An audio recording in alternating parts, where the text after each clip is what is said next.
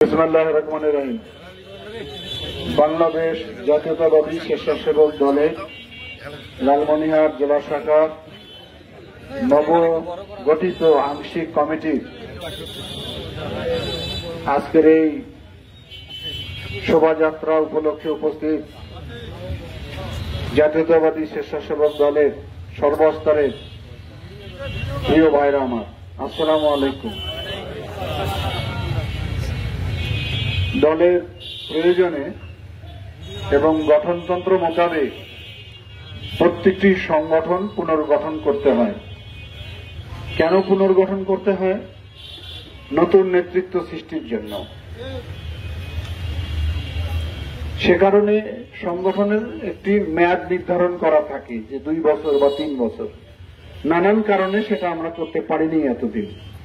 বিশেষ করে ফ্যাসিবাদী দুঃশাসনের মধ্যে বাংলাদেশ যেভাবে নিষ্পেষিত ছিল, সে কারণে আমরা আন্দোলনের কর্মসূচিগুলো নিয়ে এত বেশি ব্যস্ত ছিলাম যে আমাদের পক্ষে আর সংগঠনগুলো পুনর্গঠন করার যেমন সুযোগ ছিল না, তেমনি পরিবেশও ছিল না। একসঙ্গে 10 জন দাঁড়িয়ে গেলে সেখানে পুলিশ নাশকতার গন্ধ খুঁজত, সেখানে গ্রেপ্তারি, সেখানে হামলা, নানান মামলা দিয়ে এই 17টি বছর আমাদের নেতা কর্মীদেরকে বাড়ি ছাড়া, গ্রাম ছাড়া, শহর ছাড়া করে রেখেছিল।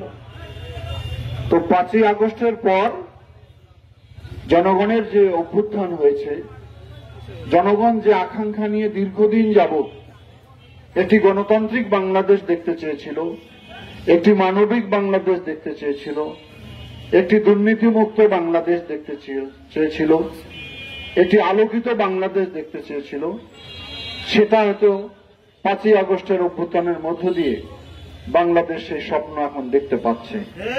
স্বাভাবিক কারণে আমরা আমাদের সংগঠনগুলো পুনর্গঠন করার আমরা চেষ্টা চালিয়ে যাচ্ছি।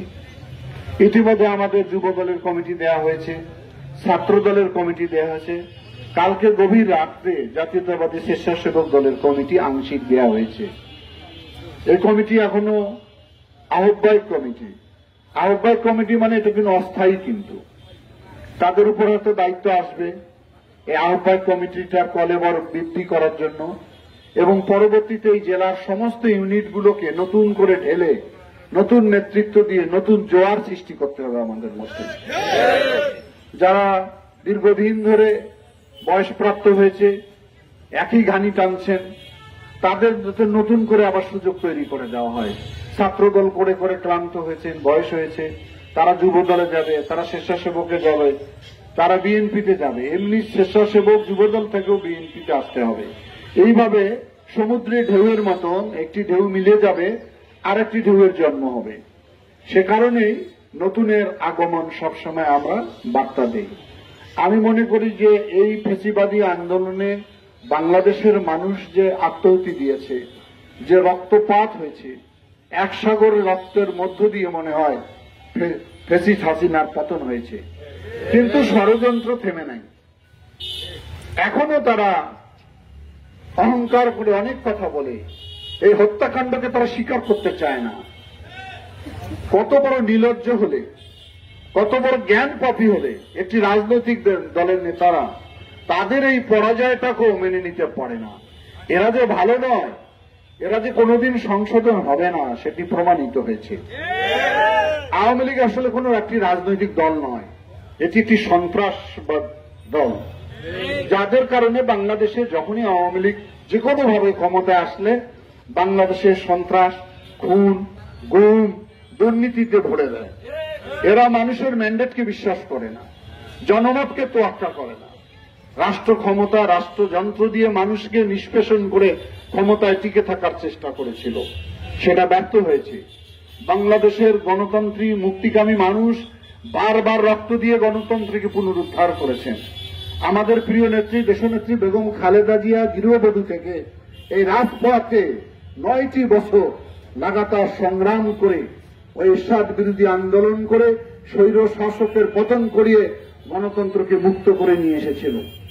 জাতির আকাঙ্ক্ষাকে সম্মান জানিয়ে উনি নির্বাচনকালীন তত্ত্বাবধায়ক সরকারের ব্যবস্থা করে দিয়েছিল।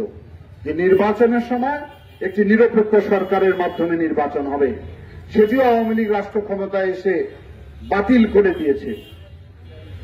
9 বছর উনি যেমন সংগ্রাম করে এরশাদের হাত থেকে মুক্ত করেছিল গণতন্ত্রকে, আবারও দেখা গেল প্রায় 16টি বছর আমাদের প্রিয় নেতা তারেক রহমান, নির্যাতিত নেতা, মজলুম নেতা, দেশান্তরিত হয়ে শুধু লন্ডন থেকে বাংলাদেশের মানুষকে আমাদেরকে সংগঠিত করে রেখেছে এবং তার নেতৃত্বে বাংলাদেশের মানুষ আবারও এই খুনি জালেম এই ফেসিবাদী হাসিনাকে পতন ঘটিয়ে একটি বাংলাদেশকে মুক্ত করেছে। অর্থাৎ বিএনপির ইতিহাস হচ্ছে গণতন্ত্রের পক্ষে। বিএনপি সবসময় গণতন্ত্রের জন্য লড়াই করে, সংগ্রাম করে, আর আওয়ামী লীগ ক্ষমতায় গিয়ে সবসময় গলা টিপে হত্যা করে দেয়। তারা কোনদিন গণতন্ত্রের পক্ষে শক্তি নয়, এটি একটি ফেসিবাদী শক্তি। পার্শ্ববর্তী একটি দেশে আশ্রয় নিয়েছে। সবাই বলে যে ভারত আমাদের বন্ধুপ্রতিম রাষ্ট্র। কিভাবে বন্ধুপ্রতিম হবে তারা? বাংলাদেশের মানুষের প্রতি তাদের কোনো ভালোবাসা নাই, গণতন্ত্রের প্রতি কোনো শ্রদ্ধাবোধ তাদের নাই। তারা একটি পালিয়ে যাওয়া খুনি জালেমকে আশ্রয় দিয়েছে, দিয়ে বাংলাদেশকে নানান ধরনের হুমকি দেওয়া হচ্ছে। বাংলাদেশের মানুষ ওই পাক হানাদার বাহিনীর বিরুদ্ধে লড়াই করে দেশকে মুক্ত করেছে। সুতরাং বাংলাদেশ আকারে ছোট হলেও সাহসে অত্যন্ত বলিয়ান, এটা ভাবার কোনো কারণ নেই। রক্তচক্ষুকে বাংলাদেশের মানুষ কোন সময় ভয় পায় না। আমরা মনে করি বন্ধুত্ব করতে গেলে বাংলাদেশের মানুষের সঙ্গে বন্ধুত্ব করতে হবে। কোন ব্যক্তির মালিকানা বাংলাদেশ চলতে পারে না। পরিবর্তন হয়েছে।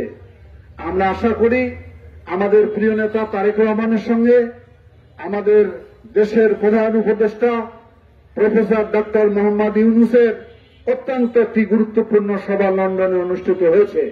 জাতি যখন নানান বিভ্রান্তির মধ্যে কবে কি হবে, কবে নির্বাচন হবে কি হবে না, এই সংশয় থেকে বৈঠকের মাধ্যমে বাংলাদেশের মানুষের কাছে একটি শীতল বার্তা এসেছে। আমরা আশাবাদী হয়ে উঠেছি যে আগামী ফেব্রুয়ারি মাসের মধ্যে বাংলাদেশে একটি গণতান্ত্রিক একটি জাতীয় নির্বাচন অনুষ্ঠিত হবে। সেই নির্বাচনের লক্ষ্যে আমাদেরকে মানুষকে ভালোবাসতে হবে। আমরা ভালোবাসা দিতে চাই, ভালোবাসা আমরা গ্রহণ করতে চাই। আওয়ামী লীগের মতন যেন আমাদের কারো আচরণ না হয়, আমরা যেন আমাদের ক্ষমতার বড়াই না করি। আমাদের দায়িত্ব যত বেশি হবে আমাদের মাথা তত নিচু হবে। আমি মনে করি আজকের এই মেসেজটা আমি দিলাম, আমাদের ভারপ্রাপ্ত চেয়ারম্যান প্রতিনিয়ত জানিয়ে দিচ্ছেন মানুষকে ভালোবাসতে হবে, দেশকে ভালোবাসতে হবে। দেশপ্রেমের উপরে কিছু থাকতে পারে না। আমরা ভালোবাসা দিয়ে বাংলাদেশের মানুষের মন জয় করব। ইনশাল্লাহ আগামী নির্বাচনে বাংলাদেশের ম্যান্ডেট নিয়ে যদি আমরা ক্ষমতায় যেতে পারি, তাহলে যে আকাঙ্ক্ষা নিয়ে এই জুলাই অভ্যুত্থান হয়েছে সে আকাঙ্ক্ষা যেন আমরা বাস্তবায়ন করতে পারি। কি সে আকাঙ্ক্ষা? একটি গণতান্ত্রিক বাংলাদেশ, যে বাংলাদেশের মানুষ নির্বিঘ্নে শান্তিপূর্ণভাবে তার ভোট প্রয়োগ করে তার নেতা নির্বাচন করতে পারবে। কি আকাঙ্ক্ষা? যে বাংলাদেশ দুর্নীতি মুক্ত হবে, যে বাংলাদেশ সাম্যের হবে, সম্প্রীতির বাংলাদেশ হবে, যে বাংলাদেশ আলোকিত হয়ে উঠবে। নানান সময় নানান ধরনের উস্কানি দেয়া হচ্ছে। এই লালমনিরহাট সাম্প্রতিক সময় দুই একটি বিচ্ছিন্ন ঘটনা নিয়ে নানান ধরনের উস্কানিতে আমরা জড়িত হচ্ছি। আমি সবাইকে অনুরোধ করব, আহ্বান করব, আমরা যেন কোন ধর্মীয় উন্মাদনা নিয়ে কোন ধরনের কোন ধর্মকে আমরা আঘাত না করি। আপনি হিন্দু হতে পারেন, আপনি বৌদ্ধ হতে পারেন, আমি মুসলমান হতে পারি। আমরা যেন সকল ধর্মের মানুষকে শ্রদ্ধা ভালোবাসতে পারি। যার যার ধর্ম সে স্বাধীনভাবে করবে, কিন্তু কটাক্ষ করে কোন ধর্মকে যেন আমরা আঘাত না করি। শান্তিপূর্ণ বাংলাদেশকে যেন কেউ অস্থিরতার মধ্যে ফেলে না দেয়। সুতরাং আমরা যেন ধৈর্য ধারণ করি। কোথাও যদি এই ধরনের বিচ্ছিন্ন ঘটনা ঘটে তাৎক্ষণিকভাবে যত আমরা হামলে না পড়ি, ঘটনার তদন্ত করি, সহযোগিতা করি, যাতে আমাদের এলাকার শান্তি বজায় থাকে। কারণ বাংলাদেশ একটি সাম্প্রদায়িক সম্প্রীতির দেশ। আবহমান কাল ধরে আমরা সবাই সব ধর্মের, সব জাতি, সব ভাষার মানুষ একসঙ্গে বসবাস করি। এটি বাংলাদেশের সৌন্দর্যতা। এই সৌন্দর্যতা যাতে বিনষ্ট না হয় কোন উগ্রতার মধ্য দিয়ে। আমি আশা করি লালমনিরহাট অত্যন্ত শান্তিপ্রিয়। গত কয়েকদিন যাবৎ যে আকাঙ্ক্ষিত ঘটনাগুলো ঘটে যাচ্ছে সেগুলোর জন্য আমরা দুঃখ প্রকাশ করি। ভবিষ্যতে যাতে আমরা এই ব্যাপারে সবাই সজাগ থাকি, সাবধান থাকি। আমরা যেন কারো ধর্মের বিরুদ্ধে কোনো খারাপ কথা না বলি, আঘাতপ্রাপ্ত জনমানুষকে না করি, ধর্মীয় মূল্যবোধে যাতে আমরা কোনো আঘাত না দিয়ে থাকি, এই আহ্বান করে আবারও আমি নতুন জাতীয়তাবাদী স্বেচ্ছাসেবক দলের কমিটিকে স্বাগত জানাচ্ছি এবং তারা যেন দ্রুত অল্প সময়ের মধ্যে বাকি কমিটি সম্পন্ন করে এবং কেন্দ্রের নির্দেশনা অনুযায়ী সকল ইউনিটগুলো পুনর্গঠন করে একটি সাচ্চা সুন্দর কমিটি গঠনের মধ্য দিয়ে আগামী দিনের জন্য জাতীয়তাবাদী স্বেচ্ছাসেবক দল অন্য অন্য সহযোগী অঙ্গ সংগঠনের চেয়েও শক্তিশালী হয়, সেই আকাঙ্ক্ষা আমার। এবং সেই আহ্বান রেখে সকলকে অভিনন্দন জানিয়ে আমি আমার কথা এখানে শেষ করলাম। আল্লাহ হাফেজ। বাংলাদেশ জিন্দাবাদ। দেশনেত্রী বেগম খালেদা জিয়া জিন্দাবাদ। আগামী দিনে রাষ্ট্রনায়ক তারেক রহমান জিন্দাবাদ। আমাদের পার্টির প্রতিষ্ঠাতা শহীদ রাষ্ট্রপতি জিয়াউর রহমান অমর। ধন্যবাদ সবাইকে।